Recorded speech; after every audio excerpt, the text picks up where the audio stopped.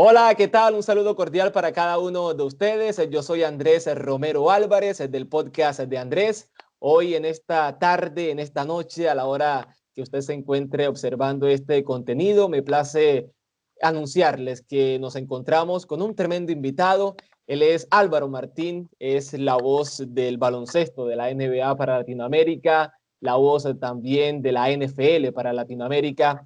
Él hoy se encuentra dirigiendo su propio proyecto en Ritmo NFL, en Ritmo NBA. Diariamente, lo debo confesar, en Spotify, esa era mi cita favorita arrancando el día. Enseguida bajaba el capítulo de Ritmo NBA, iba en el autobús sin internet, pero escuchando lo que era el contenido diariamente de lo que fue una temporada atípica en la NBA que se terminó desarrollando en la burbuja de Orlando. Pero también lo conocemos con muchos relatos en la cadena internacional ESPN. Hace poco estaba repasando un punto fabuloso que le convirtió Michael Jordan a Utah Jazz en esa temporada fabulosa en el 98, en esos últimos segundos, Álvaro. Con eso lo quiero saludar. ¿Hace cuánto que se dedica al baloncesto? Ese punto fue hace rato. Yo me encontraba apenas en una cuna y hoy me encuentro aquí con este placer inmenso de recibirlo en el podcast de Andrés. ¿Qué tal? Bienvenido. Y para mí un placer, se lo repito. Placer para mí también ser parte del podcast de Andrés. Yo creo que el podcasting es algo que está empezando ahora, Andrés, como bien sabes, está hallando su audiencia, la gente está entendiendo el valor que tiene y lo está empezando a acomodar en su bulliciosa vida. Los primeros recuerdos de básquet de NBA datan para mí, de fines de los años 60. La Oiga, última final de esas últimas finales de Boston y Lakers, y luego las primeras de los New York Knicks, y toda esa época del 69, 68, 69, 70, 71, 72, 73, ver el campeonato de Kareem Abdul-Jabbar y Oscar Robertson en el 71, los Lakers en el 72, los Knicks de vuelta en el 73. Son los primeros destellos de NBA que yo he visto, así que yo me remonto a esa época. Y por eso te puedo decir que al ver tanta época me he dado cuenta antes que nada de cómo evoluciona el deporte, de lo que ves los videos antiguos y te das cuenta, espérate, ¿y por qué no es así? ¿Por qué no es así? ¿Por qué juegan de esa manera? Y era que se jugaba así en aquella época. Así que me tocó ver ese partido en persona, estuve en el Delta Arena, en ese momento se llamaba, en Salt Lake City, para ver esa canasta de Jordan. Eh, Recuerdo haber dicho en el momento, después del partido, estábamos cenando y dije, eso no lo vamos a ver más. Y así mismo fue en el caso de Jordan. Y fue algo verdaderamente espectacular que se recuerda con razón por lo sobresaliente que fue. Álvaro, ¿cómo nace ese proyecto de Ritmo NBA, Ritmo también NFL? Pasar de la gran pantalla a un nuevo mercado que se está expandiendo mucho. Hoy me encuentro con muchísimos proyectos a través del podcast. ¿Cómo es esa transición de la gran pantalla al producto sonoro tan hermoso como lo es el podcast? Yo creo que quizás tengamos que redefinir, Andrés, el vocablo o la frase la gran pantalla. Yo creo que eso es algo que es un legado que estamos heredando, pero las generaciones jóvenes, la gente de tu edad ya, Andrés, y los más jóvenes que tú, no consideran, no piensan en canales de televisión. Están pensando más bien en contenidos que les interesa. Puede que sea un video, puede que sea algo en YouTube, puede que sea un podcast, puede que sea una colección de memes, puede que sea un partido en vivo. O sea que la generación tuya y los que siguen, hay dos cosas. Número uno, saben cómo llegar al contenido que les interesa. Y número dos, no te van a dar 2 horas y media. Te van a dar mucho menos. Y en esas 2 horas y media, si está encendido la pantalla que tiene el partido, están buscando cosas en una segunda y tercera pantalla. Es su naturaleza. O sea, ya no se consume el partido de 3 horas. Eso cada vez más es arcaico. Quizás en playoffs, quizás si es tu equipo preferido contra un gran rival, quizás finales de una liga. Aparte de eso, de 40 y pico de años, 35 años para abajo, nadie te va a estar escuchando nada por 3 horas y media. Así que para mí es zambullirme en el océano digital, que para mí es mucho más grande, mucho más, con muchas más promesas y posibilidades que lo que hacías antes, que dependía de que todo el mundo estuviera pendiente a una hora para ver tal cosa, eso cada vez más es arcaico. Álvaro, seguramente ya ha tenido la posibilidad de ver a un montón de basquetbolistas buenísimos como Jordan, como el mismo Scottie Pippen, como el mismo Kobe Bryant, recientemente a Kawhi Leonard con San Antonio, con Toronto Raptors. Y hoy mucha gente siempre cuando se refiere a ese tipo de jugadores termina asociándolos con las voces, con los personajes que acompañaban esas gestas. Hoy ingreso a YouTube y siempre encuentro el nombre suyo que me hace falta Álvaro Martín, que Álvaro Martín hace falta en esta transmisión, que Álvaro Martín es el mejor, que por él empecé a ver baloncesto y hoy la gente sigue confiando en su credibilidad, la gente sigue confiando en sus contenidos, en sus productos, en YouTube, en Instagram, en Twitter. ¿Cómo lograr, Álvaro, que la gente confíe en esa credibilidad de Álvaro Martín? Bueno, al igual que tu podcast, esto se construye invitado por invitado, segmento por segmento, pregunta por pregunta. Yo creo que cada cosa que emites, número uno, tiene que ser verídica, creíble, genuina, y también tiene que no solamente satisfacer instantáneamente, pero crear el deseo de ver más. O sea que quizás verlo de Expectativa, esta causar manera. algo más, intriga. Claro, o sea, no solamente estás virtiendo o creando un contenido para consumo inmediato, pero la idea de que, hey, y por ahí vienen más. O sea, Como ver una consume este serie y en por ahí vienen Netflix, más. algo así. Es Es como crear ver una una serie en sensibilidad, Netflix. crear una sensibilidad alrededor de la manera que tú presentas información y contenidos.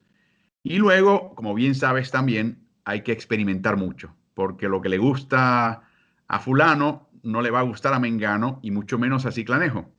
Así que no pensar que hay una fórmula exitosa, ni tampoco necesariamente perseguir lo que le funciona al otro, sino ahí tú entender un poquito de qué se trata lo que tienes que ofrecer y perseguir tu audiencia y de ahí tratar de ensancharla. Bueno, Álvaro, hablemos un poco de los recientes campeones, Los Ángeles Lakers, en una temporada atípica, una temporada que se termina desarrollando en un territorio neutral y ese es un condimento que no hay que pasar por alto porque prácticamente aquí no hubo localías, no hubo visitas, todo en un territorio neutral durante más de 60 días allí congregados en una burbuja, muy apartados de lo que era su vida cotidiana, pero finalmente se termina imponiendo el quinteto de LeBron James. Me parece que termina siendo un poco justo con todo lo que se vio en la temporada regular y con lo que se vio en la temporada, en la postemporada, donde solamente perdieron un juego por cada serie antes de arribar a la gran final y dos solamente con Miami Heat. Hablemos de este equipo, Anthony Davis, LeBron James, una banca fabulosa con Rondo. Encontrar una sola clave para el título de los Lakers es un tanto complicado, ¿no? No, yo creo que se puede simplificar bastante bien. Has mencionado factores importantes ya. Obviamente los dos polos del equipo, el reparto veterano, no hay muchos jóvenes en ese equipo, pero yo creo que la clave para este equipo y la manera que está conformado el equipo es defensiva. Y cuando juega a su máximo nivel, su defensiva está jugando a un altísimo nivel y eso les nutre la ofensiva.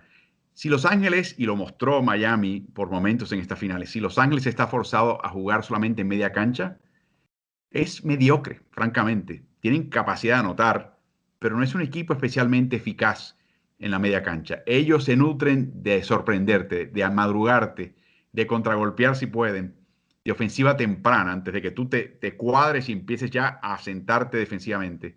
Mientras más un rival lo pueda hacer, menos peor le va a ir al equipo de Los Ángeles. Así que yo creo que en ese sentido siempre fue clave la defensiva como fuente de su identidad y creo que las finales y sobre todo el cierre de las finales, ese sexto partido lo reforzó.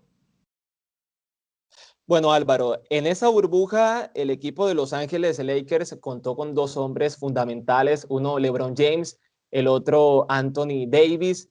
Con Anthony ya muchos han dicho, incluso LeBron, él fue consciente de que necesitaba a un hombre como Anthony Davis para poder aspirar a un título en serio de la NBA y lo ha conseguido Anthony de la mano de LeBron, LeBron de la mano de Anthony. Hablemos de este jugador, Anthony Davis. Es el presente ya de la NBA de un jugador exitosísimo que pasó por los Pelicans de Nueva Orleans con muchos compañeros, pero donde nunca tuvo esa fortuna de ser campeón y ahora en su primera final de NBA lo logra. Es interesante pensar, Andrés, qué hubiese pasado, por ejemplo, si se hubiese quedado en Nueva Orleans Anthony Davis. O sea, mismo equipo, mismo elenco, pero un año más de experiencia y sobre todo una derrota humillante en playoffs que hubiera despertado en él al año siguiente. Y yo me pregunto, o sea, eso es lo que nunca sabremos.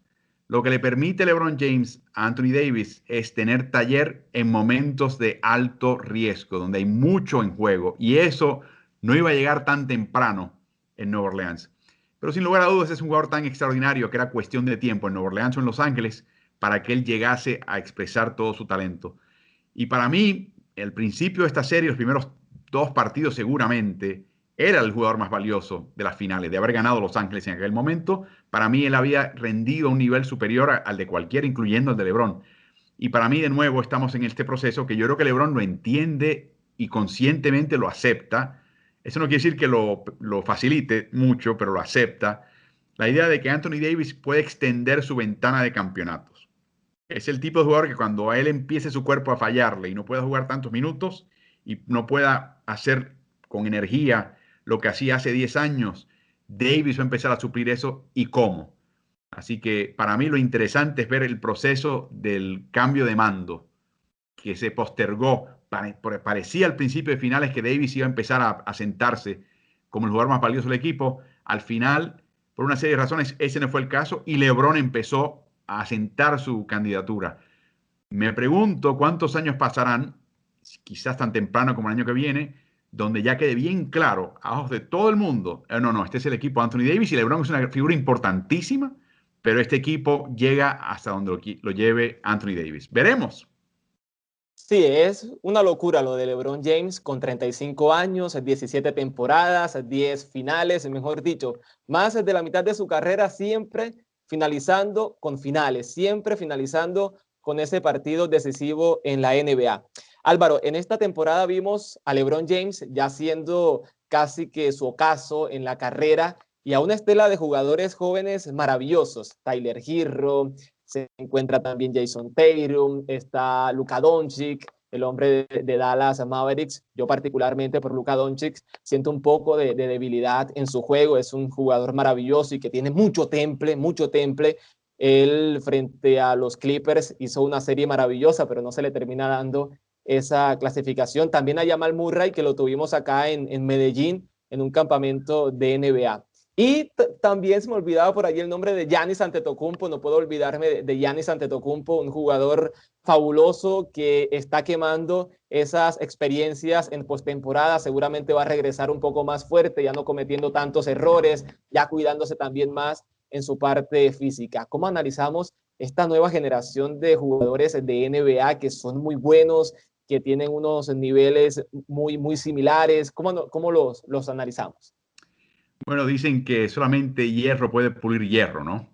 Yo creo que los jugadores que menciona solamente pueden mejorar y desplazar al rey de la selva cuando ellos se expongan al rey de la selva y por fin averigüen cómo vencerlos. Tú hablas con cualquiera de esos jugadores, y sobre todo los más jóvenes, los que tienen menos experiencia de playoff, y te dirán, por ejemplo, háblate con Tyler Herro, y te dirá que la gran sorpresa de esta experiencia que tuvo es captar a cabalidad lo que nunca tuvo que captar a nivel universitario o este año en temporada regular. Y es la idea de que cada posesión y lo que tú hagas en cada posesión tiene un valor enorme y que el público, ni tú ni yo nos damos cuenta a veces. Pero estoy seguro que los entrenadores le señalan a los jugadores, mira, Tyler, si hubieras hecho esto, hubiéramos evitado esta canasta. Si hubiéramos hecho esto, teníamos una canasta fácil y perdimos por 2. ¿Me entiendes? O sea, yo creo que lo primero que tienen que hacer estos jugadores es darse cuenta de que cada posición es oro en los playoffs. No se puede desaprovechar. Ah, fallé en esto, la próxima vez lo hago bien. No, no, en los playoffs eso se paga con derrotas. Entonces, requiere una concentración, una preparación mental y física, una manera de tú anticipar situaciones, lectura de juego, que es extraordinaria. En el caso particular de Doncic, él tiene mucho de eso en ataque. El problema de Doncic es que no marca a nadie y le cuesta a su equipo y eso la gente no lo mide tan fácilmente, pero le cuesta a su equipo tener que tener una persona que dé tantas libertades al jugador ofensivo contrario y que el equipo contrario lo explote como eslabón débil en el costado defensivo. Pero yo creo que todos, por distintas razones, tienen algo pendiente para poder llegar a ese nivel. Y lo que estás viendo son estos jóvenes que solamente al tener la exposición de equipos buenos, solamente Doncic logró lo que hizo porque se le plantó un equipo de Clippers muy bueno. Jamal Murray hizo lo que logró porque se le plantó un equipo Los Ángeles muy bueno. Y yo creo que es lo que te digo, hierro pule hielo, hierro. Yo creo que ahí lo lindo de este proceso es ver cómo en el cambio generacional los jugadores, los veteranos sobre todo, les van enseñando, no porque quieran, no voluntariamente, involuntariamente por su juego, a los jóvenes de qué se trata la cosa en los playoffs, que es que cada posesión es oro.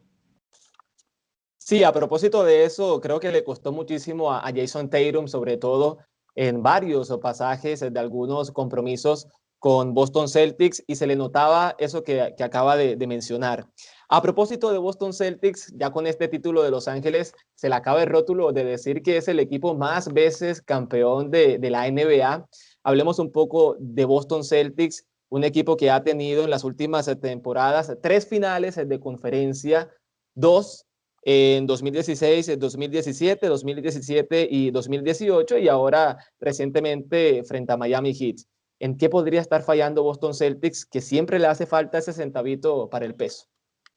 Bueno, es un equipo que yo estoy de acuerdo contigo. El que Los Ángeles haya igualado su cantidad de trofeos le pone una presión nueva a Boston. Esto es nuevo para Boston. Ellos siempre estaban en la delantera, sobre todo después de haber conseguido esos campeonatos en la era de Bill Russell. Así que, sin duda, y aunque no lo mencionen, hay presión en Boston. Yo creo que el tema de este equipo, como está conformado, es el salario está distribuido en las posiciones más bien externas. El jugador más interno de ese grupo es Tatum o Brown, dependiendo de cómo lo evalúes. El problema de Boston es la posición de pivot. Y no es un problema, es un reto, yo creo, más bien. Tienen jugadores que te presentan cada cual algo, fortalezas y debilidades, pero siempre hay que sacar a uno para meter a otro por situación. Lo que no tienen es un todoterreno.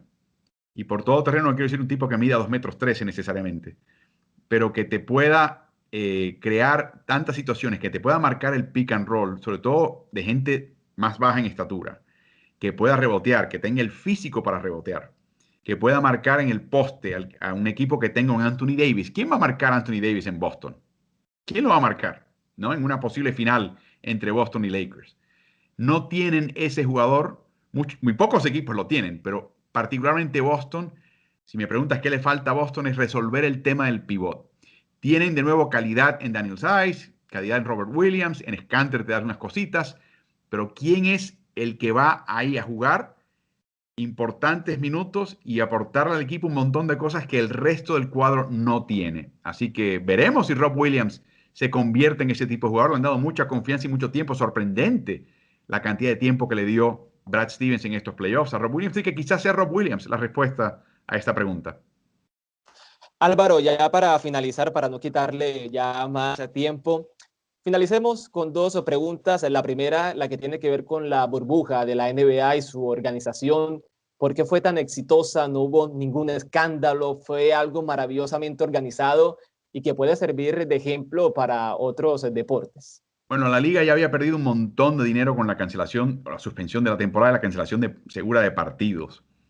O sea que yo creo que lo primero que hay que hablar aquí es que había un temor tremendo de pérdidas económicas. Y eso no solamente es a los propietarios de equipos.